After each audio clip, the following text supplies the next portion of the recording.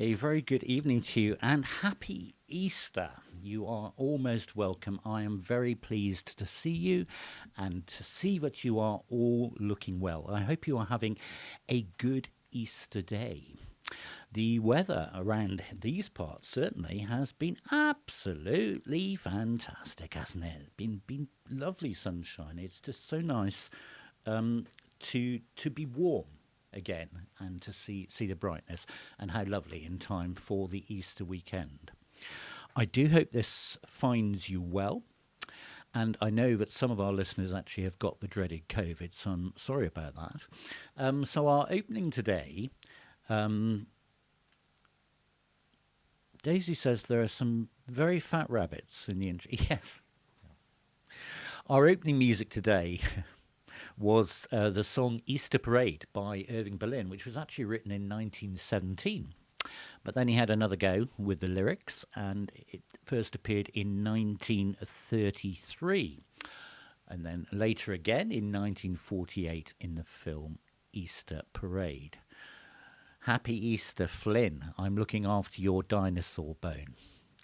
Good to see you. So this evening's show is a nice mixture of things. There are some fairly sweet and appropriate things and some balancing things, but I do hope you enjoy what we have on offer this evening. Yeah, I can see that box. It's quite weird, isn't it? I don't really know why that is. Very odd. I'm in the frame. Yeah, there's some little automatic setting. That's very nice, isn't it? Oh.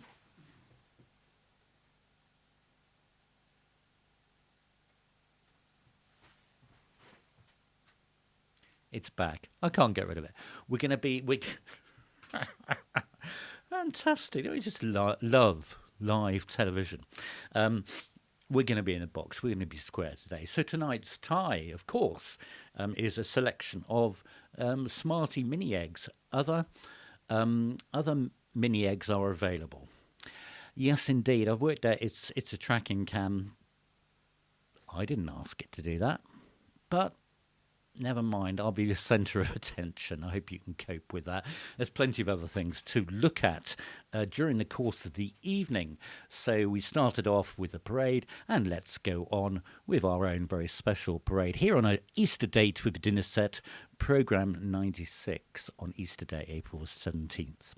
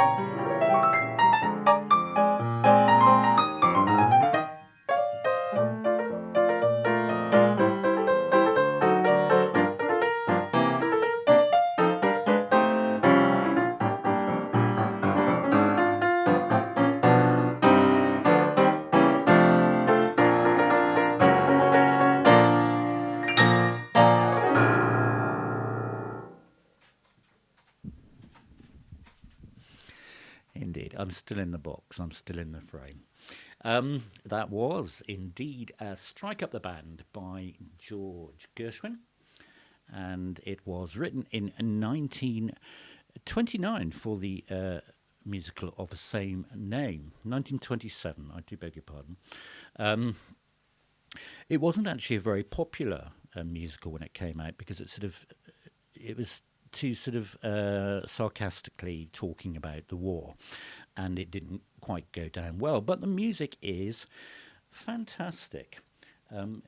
Despite the peculiar box around me, if you are liking what you are seeing, apart from the square box, then do give the video, as always, a thumbs up. I thought you might enjoy that little bit of footage. It's incredible once you do an interweb search for marching band. It's amazing what you can find on there, and that was just a small selection of what I found. There were hundreds. So there we go. That was our first song this evening. So I do hope you enjoyed that. If you've just joined us, a very happy Easter once again. Glorious Easter weekend. And here we are on an Easter date for the Dinner Set programme 96 on April 17th.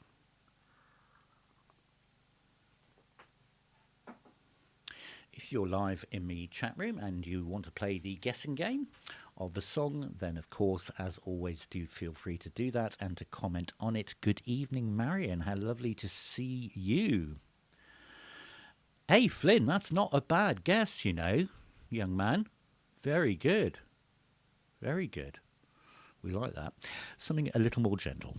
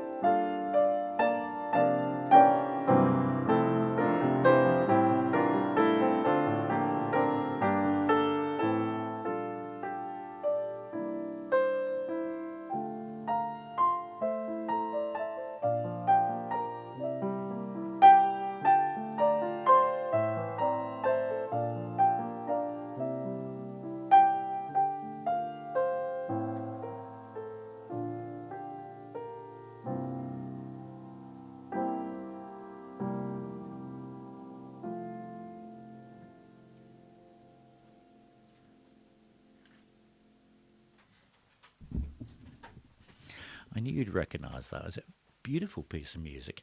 And indeed, it was composed by Mr. Howard Goodall.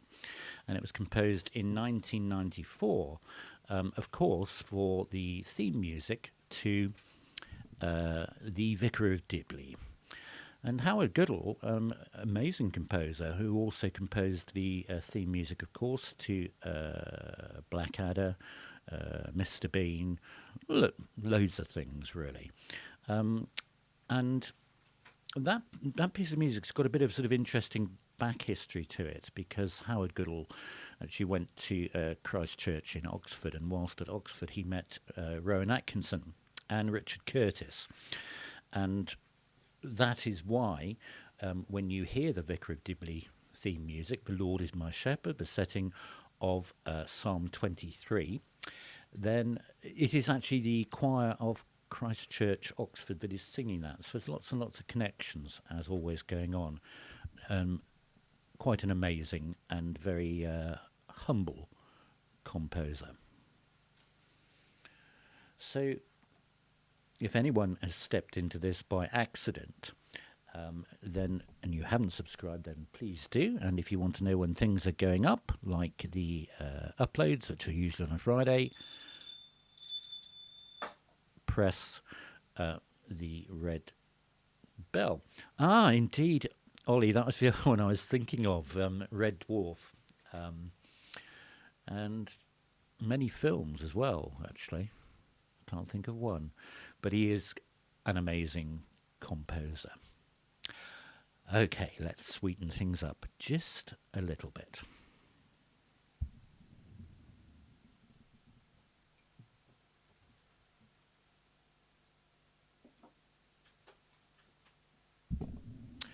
I have a theory for the box around my head.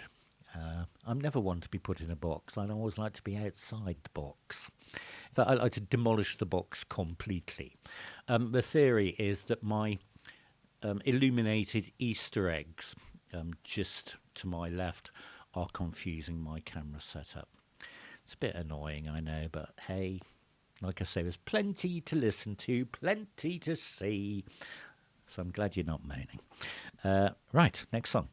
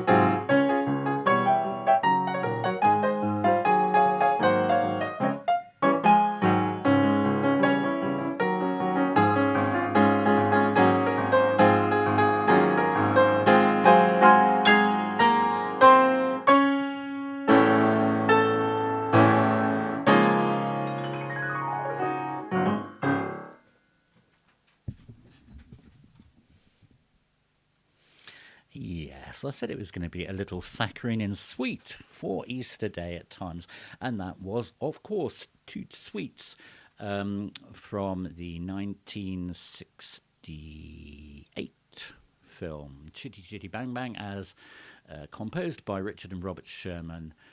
There they are in front of one of the Chitty Chitty Bang Bang vehicles. A nice, jolly song. So I hope you enjoyed that one. So I did find out a little nugget, a factoid about it. Chitty Chitty Bang Bang was filmed entirely on location in the UK, and many of the locations actually were very close to Surrey. And in fact, the sweet factory, the exterior of the building is actually the Hampton Waterworks, which people local will know very well, a Grade 1 listed building. And it's where Thames Water jams up. But that was the exterior of the sweet factory. And those of you that have seen the film, Daisy, I know it's one of your favourites, will recognise that wonderful piece of architecture.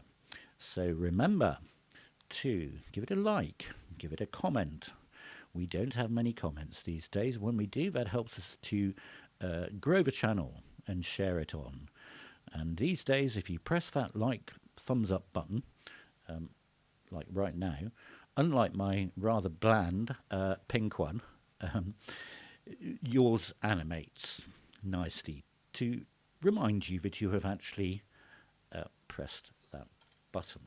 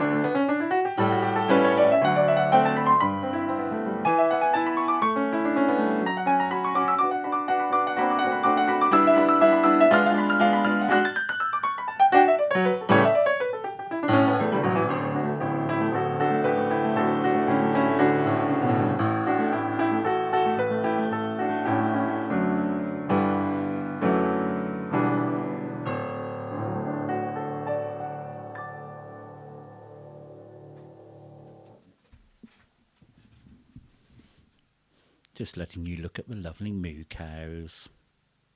There's some sheep somewhere. I don't know where they've gone. Probably in a box somewhere.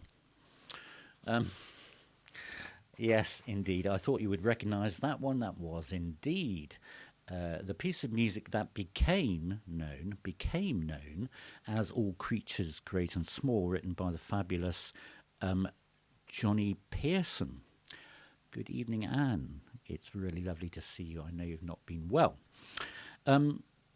The interesting thing about that very famous theme music, which we first came to know in 1978 when the first TV series appeared, was it was written a decade earlier in 1968 by Johnny Pearson, who wrote so many pieces of music, and he wrote them for libraries. We've talked about this before, where composers compose a bit of music, put them in a library and hope they get taken up. And indeed, this one was, and it is a really very beautiful piece in its orchestration, and it's fun to play as a piano piece as well. And I bet you didn't know it had a middle section, and nor did I until then. I'm not sure what was going on there. It's this box. The box is confusing me. But there we go. We can't have it always. I'm pretty sure it's because of my egg lights behind me. But I can't be bothered to get up and turn them off to check. We'll cope with the box because it's nice to have illuminated eggs. Everyone wants an illuminated egg, do you not think? Speaking of which, if you'd like to donate me an Easter egg, actually don't, because I don't eat chocolate, but if you'd like to donate for some more enthusiasm and coffee beans, and indeed points for my electricity meter, then you know how to do that. There is a link beneath the video description. But as always, most important to me is that you are here and I am here, and we are enjoying music together. Okay. Like I said at the top of the programme, it's a mixture tonight of mellow, almost calm, and sweet things, because I know lots of you have such a sweet tooth. Enjoy.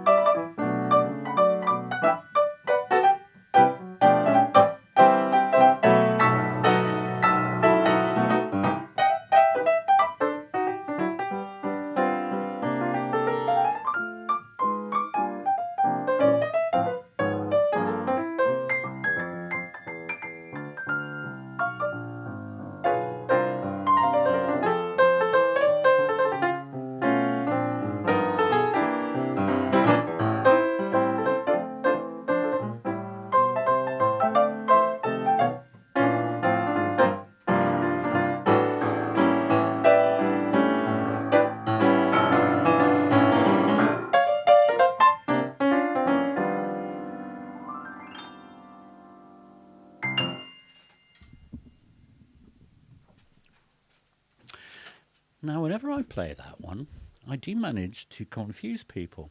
And in actual fact, well, half of you are right. But that was written in 1970 by Michel Legrand. And it was written for the film The Magic Garden of Stanley Sweetheart. And it was indeed, as Jean and Marion said, Sweet Gingerbread Man. But, it is incredibly similar to the sort of feel of the Candyman. And there's a good reason for that. They were sort of both written in the same era, and I think one played off the other. But interestingly, Candyman was written just slightly later. So Sweet Gingerbread Man is what that was from 1970 by Michel Legrand. So if you were watching the trailer before all this nonsense in a box started, you will have seen 4 weeks to go. A very dark piano there. Someone turn the lights off. But in 4 weeks' time, we will be doing our 100th A Date with a Dinner Set, and I cannot tell you how excited I am, which is why I just have told you how excited I am. People say to me, 100 programs, wow. It doesn't seem like that to me, because A Date with a Dinner Set and playing for you all and having a bit of fun in the chat room has just become a part of life, and I have such enormous fun prepping the programs and playing for you. But in 4 weeks' time, on May the 15th, we will indeed be 100, our 100th broadcast. So that is not to be missed. I won't miss it, I do assure you of that. So I'm out of coffee, so we're going to have a sip of magic water and then on to our next song.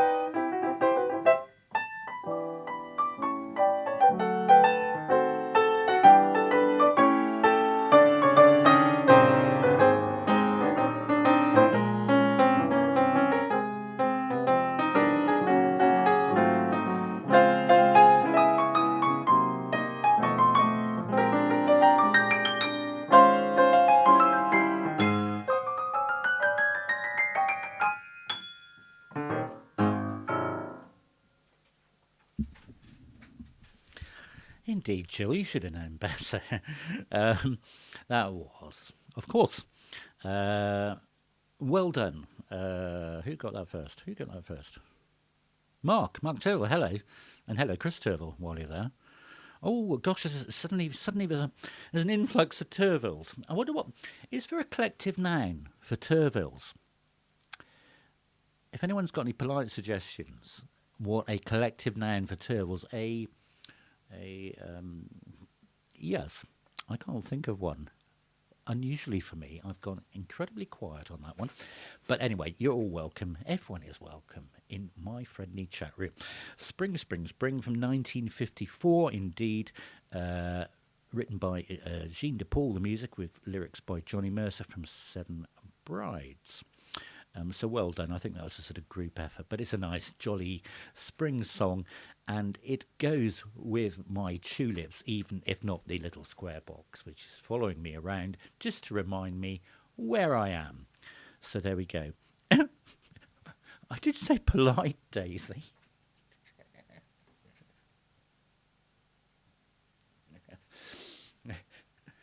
Oh dear. If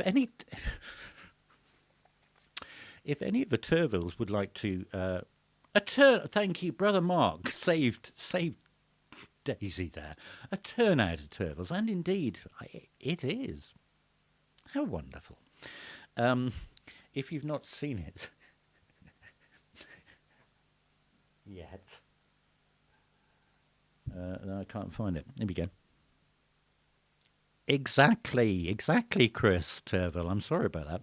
I'm sorry about my friend Daisy. If you've not seen it, on Friday went up I Don't Know How to Love Him from Jesus Christ Superstar by Andrew Lloyd Webber, and it is a beautiful ballad, and I've put a little bit of imagery with that one. Yes. So there we go. If you want to have a look at that one, then that is on the channel. I think, before we all offend each other on Easter Day, let's not have an Easter Day argument. I think it's time for some more music. Hannah, you've gone quiet. Good. Every time I turn back to camera, I hope that little box is gone, but it hasn't. It's still there. Yes. Team Turville. Fantastic.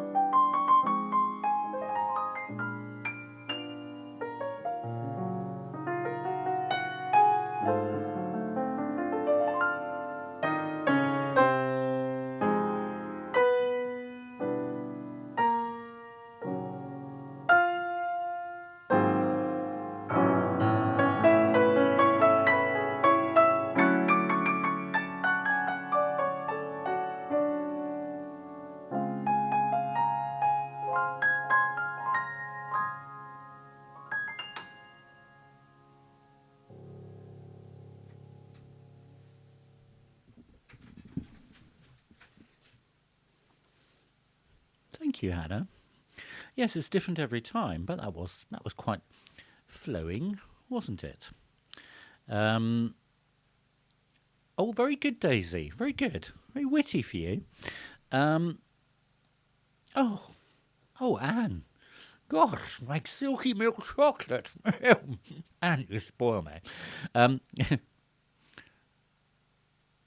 exactly, Hannah. Groan, Daisy D, for that sort of comment. Yes, indeed. Well done. Astute musical comment by my musical brother. That little motif is the same motif as On a Clear Day You Can See Forever and Close to You by Burt Bacharach and the Carpenters, of course. Well done, Mark Turville. Because of what we were talking about, Candyman, it just was under my fingers, a little bit of the Candyman just at the end. But that, of course, was Pure Imagination, as so many of you said, written in 1971 by Leslie Bricusse, who only passed away within the past 6 or 7 months. But that is a very beautiful song, in fact, probably the most beautiful song from there. And as if by magic, with corny jokes, good evening, David James. How lovely to see you. So, it would not be Sunday, would it, unless we took a little trip across to a suburb of Tokyo to see what our friends Kotaro and Hana, the otters, have been up to. And I'm very sorry to report that this week they have been fighting. So this video talks a little bit about their feeding routine. So there is Kotaro, as always, looking very cute and begging for food. And I think we will see Hana in a minute. Okay, so this is a little bit about how they feed them. So they give them their favourites, fish or chicken to start with. There's Hana, being good at the moment. But after they've had those treats, then you'll see that a lot of their diet is actually based on healthy cat food. And there's Kotaro doing his one wet and one dry. And exactly. Well, you can see the subtitles. You don't need me to read them to you. What's going on? But look at that naughty Hana taking Kotaro's food. You'd never find two siblings doing that, would you? Ever. But that look that Kotaro is giving, if looks, ooh, now he's gone off in a huff. But it's not really on, is it? It's not really on to take somebody else's food. But we've all done it. Haven't we? As you know, I follow these otters, not literally around because it's quite a long way to Tokyo. But this is the internet channel Kotsumet, which has 1.3 million subscribers. The sort of numbers I can only dream of. But these are Kotaro and Hana, the Asian otters, who are, I think, 3 and 4 years old. And they have a wonderful time. They are beautifully cared for as house pets with lots of things to do, lots of things to play with, and lots of things, as you can see, to argue with the whole time. But if you ever want something that is, I don't know, relaxing to watch, do look up their channel and subscribe to it. They put up 1 or 2 videos and a couple of video shorts each week. And it's always fun to watch them. They are so amusing with all that. Oh dear, here we go. You see, now this is the revenge for Hana taking, dear oh dear, Kotaro's food. A little scrap going on. Oh dear, oh dear. But I've cut a bit of the video out, but as you'll see in a minute, it's really all in play. They never really fight, apparently. I think it's just, a little bit of friendly banter going on between the otters. And here we go. I think the owner says now, yes, when all is said and done, they get along well. So there we go. Our weekly visit to a suburb of Tokyo to see Kotaro and Hana, the otters. So, how are we doing? I hope you're well here on Easter Sunday. The weather has been spectacular, certainly in this part of the world, and it makes such a difference. I do hope you're having a good Easter weekend, whether you are with friends or family or just on your own, or whether you've picked this up in 10 years' time on the internet and wonder what on earth's going on. This is a date for the dinner set, in fact, an Easter date for the dinner set, programme number 96, here on April the 17th. So we are staying saccharine for our next song.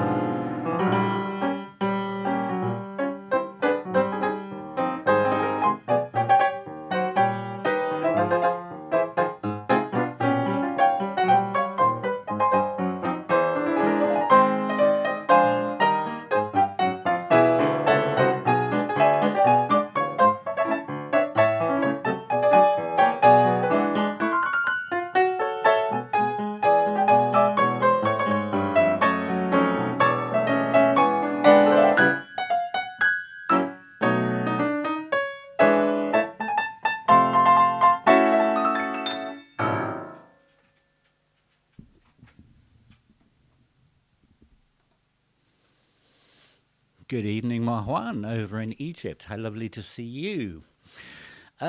Yes, good comment, Anne, actually. Not saccharin, but pure sugar, whatever pure sugar is.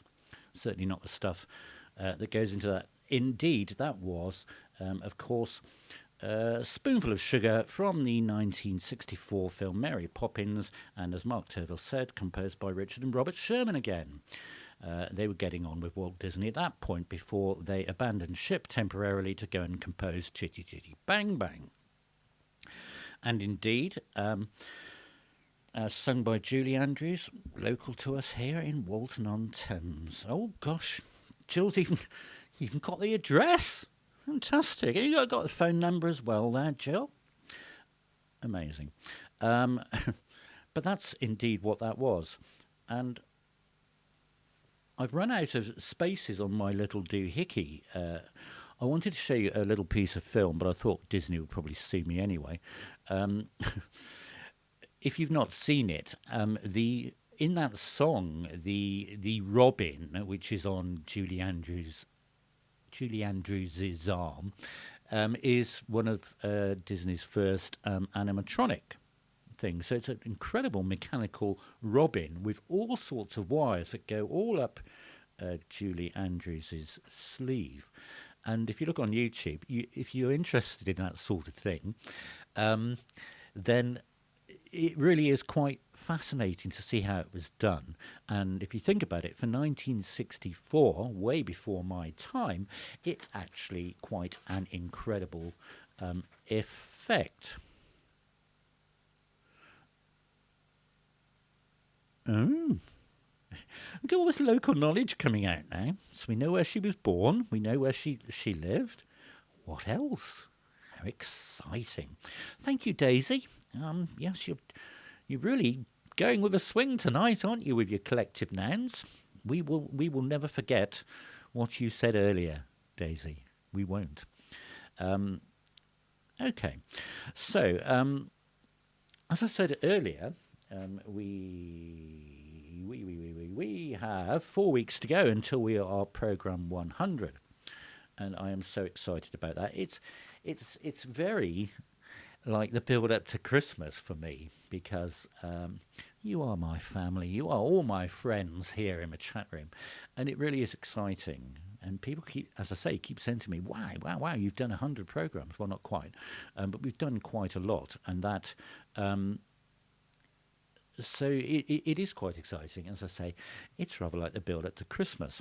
So when I was looking on the internet, as I do, I'm smiling because I know what's coming.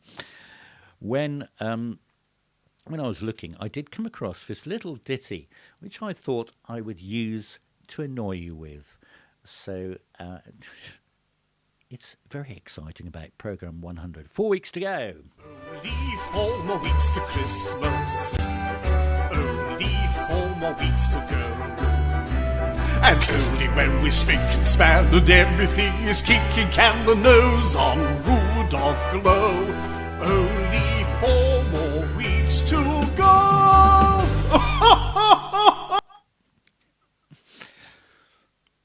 Sorry, I do apologise for that. It just amused me because it's so annoying.